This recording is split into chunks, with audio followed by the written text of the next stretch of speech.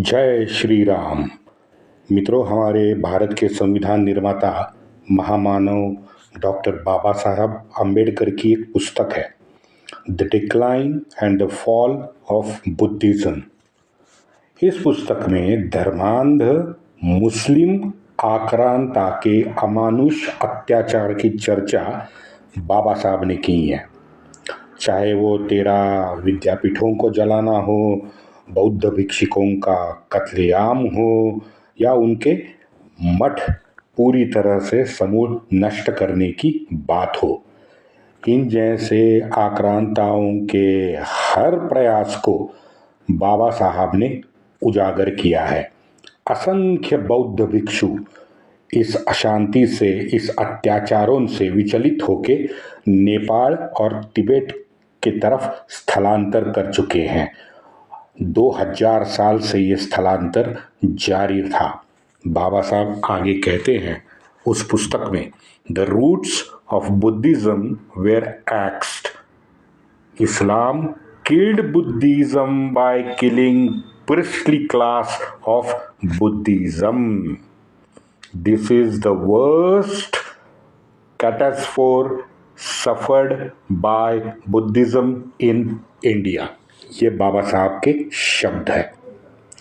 वैसे ये जितने भारत में आए हुए सभी आक्रांता थे ना, ये सिर्फ लूटने के लिए नहीं आए थे जो हमारे इतिहासकार दावा करते हैं।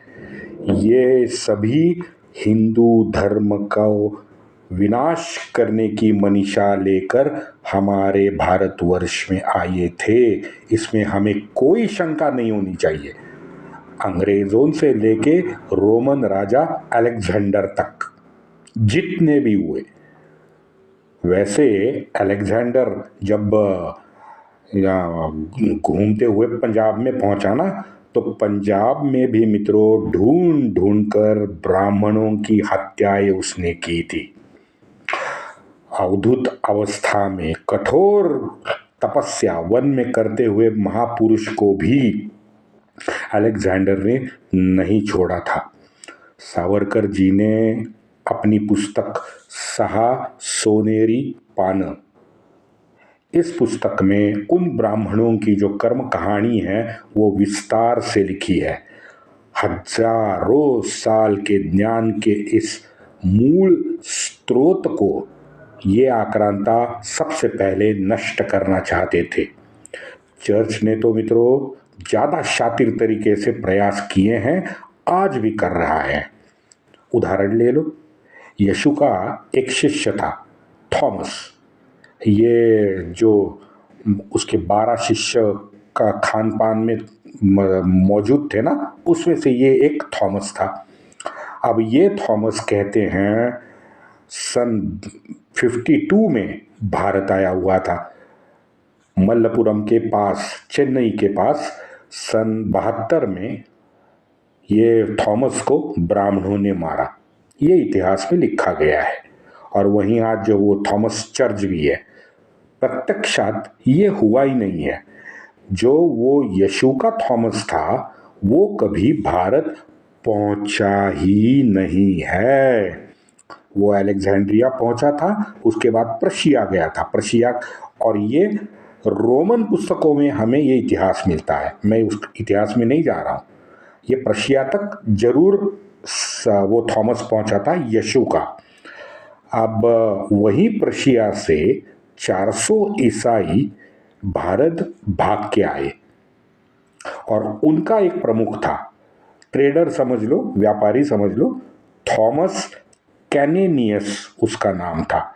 ये घटना है ईस्वी सन 345 की, यानी तकरीबन 290 साल के बाद एक सीरिया से, प्रशिया से एक टोली आई और टोली का जो ट्रेडर मेन सरदार था वो थॉमस कैनेनियस था। 345 में उसने सीरियन क्रिश्चियन चर्च की भारत में स्थापना की। अब उस सीरिया के थॉमस को यीशु का थॉमस अचानक बना दिया गया। चर्च के शातिर खेल देखो मित्रों, उस सीरिया के थॉमस को यीशु का थॉमस बना दिया गया, लेकिन मूल में क्या था? मूल में लक्ष्य चर्च का था ये भारत में चारों वर्णों के पढ़े लिखे जो पंडित थे, वो पंडित और उनका ज्ञान, इन दोनों को इन्हें नष्ट करना था। कितना दुर्भाग्य है देखिए, कितना दुर्भाग्य है हमारा भी और उनका भी। उनका क्यों? क्योंकि भाई मेरा कहा हुआ सच साबित करने के लिए मुझे आपको झूठा बोलना पड़ रहा है।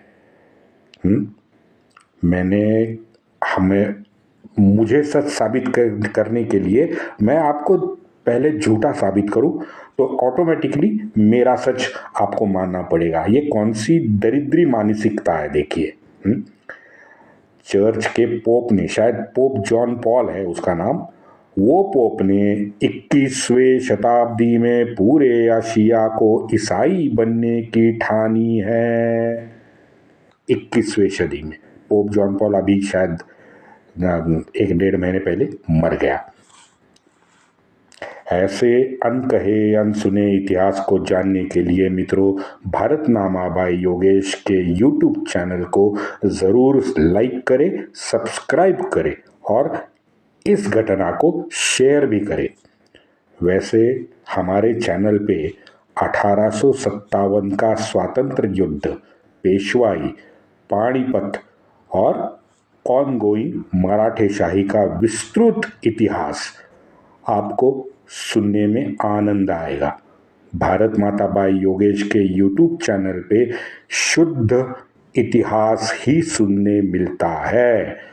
इस चैनल पे कामुकता, इतिहास के गॉसिप, मुगल सरदारों की या मुगल खानदान के हरम की बातें, तवायफों की बातें, चाटुकारों का अर्ध सत्य या आक्रांताओं का महिमंडन इस चैनल पे वर्जित है। जनहितार्थ में ये कह रहा हूं। वंदे मातरम।